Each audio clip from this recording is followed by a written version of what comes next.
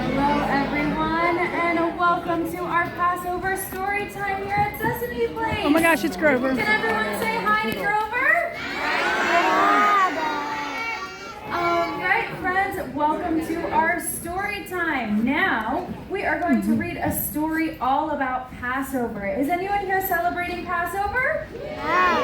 Awesome! So we are going to read a story. She got a hug, man. Aren't you lucky? Now, this story is about Grover's family's Passover celebration. So it might be similar to your family's Passover celebration. So I want you to think about if there's any similarities that you noticed from your own celebrations that you had this week. Now, a few rules for our story time before we get started. First, I need everyone to put your listening ears on. Can everyone show me your listening ears? All right, our listening ears are important so that everyone can hear the story. Next, I need everyone to put their thinking caps on. Everyone put your thinking caps on. We need our thinking caps on so that we can think about the story. We can think about how it's similar to our own holiday celebrations. And last but certainly not least, we need our imaginations turned on. Everyone put your imaginations on. We need our imaginations on so that we can think about the story and imagine what's happening in it as we read. All right, are we ready for our story? Perfect. So our story today is It's Passover, Grover.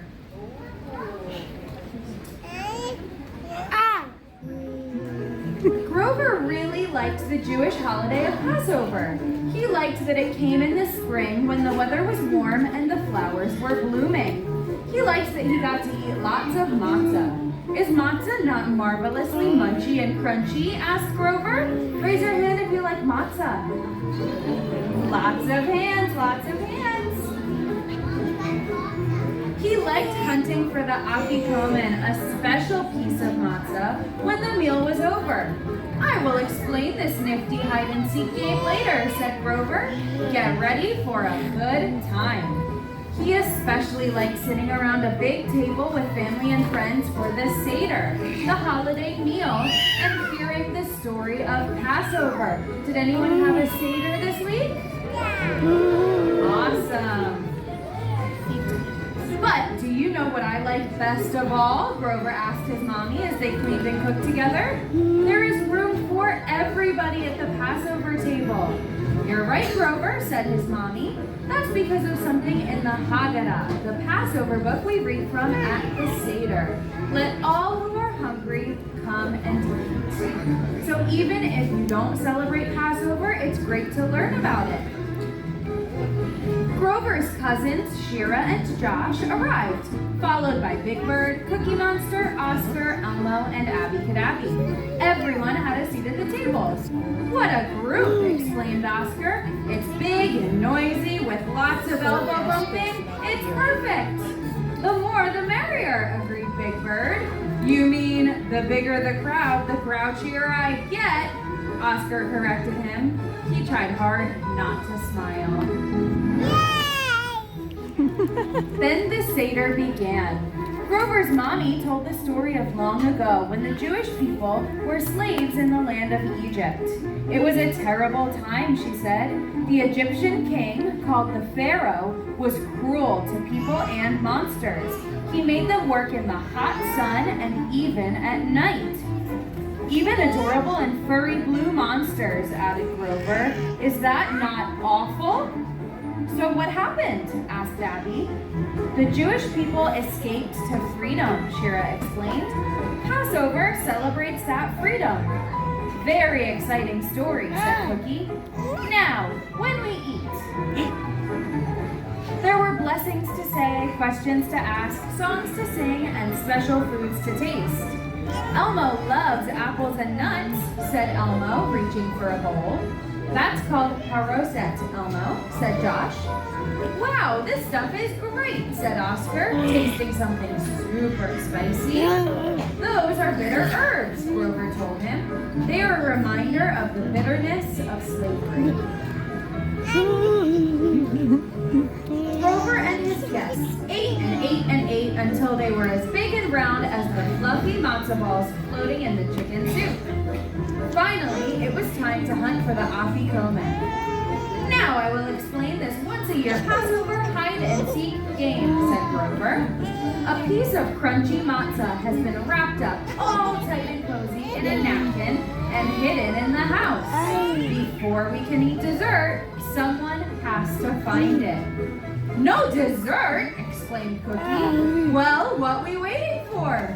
Do you think Cookie Monster really wants to find the afikomen? Yeah. The friends searched on the bookshelves, under the sofa, and behind the curtains, but no matzah. Cookie Monster looked in the kitchen cabinets. Come to Papa, little matzah. No matzah there either, though Cookie did find some other yummy-looking treats. Some of the treats that Cookie Monster found are chocolate-covered matzah, coconut macaroons, fruit slices, and even gefilte fish. Trash cans are good hiding places, suggested Oscar helpfully. Abby even checked under Josh's yarmulke, but the afikomen was nowhere to be seen. If Elmo were an afikomen, said Elmo, then where would you be? Finished Big Bird. Elmo sat down to think. Crunch! There was the hidden matzah! How did Elmo find the hidden matzah, everyone? He sat on it, right? Now that he found the hidden matzah, what can they have?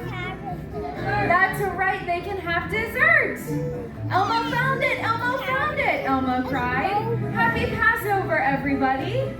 So, it's time for dessert, Cookie Monster added. Now, Passover, really happy. And to finish off our story, we have the story of Passover. Every spring for 8 days, Jewish people all over the world celebrate Passover. On the first 2 nights, family and friends gather for a holiday dinner called a Seder. They read and sing from a Passover prayer book called a Haggadah, which tells about the time when the Jews were slaves in the land of Egypt. When the Jewish people finally got their freedom from the Pharaoh, they left in such a rush that they had no time to let their bread rise. That's why flat bread, called matzah, is eaten during Passover. Many other foods, some bitter, some salty, some sweet, are eaten during the Seder and also celebrate the journey from slavery to freedom. And that is our story. Give yourselves a big round of applause, everyone. Yay! Thank you all so much for coming to our Passover story time today. I hope you enjoyed the story, and I hope that if you're celebrating Passover, you're having a wonderful holiday with your family. Now I think we should take some photos. What do you think, Grover? Yeah? What do you think, everyone? Should we take some photos?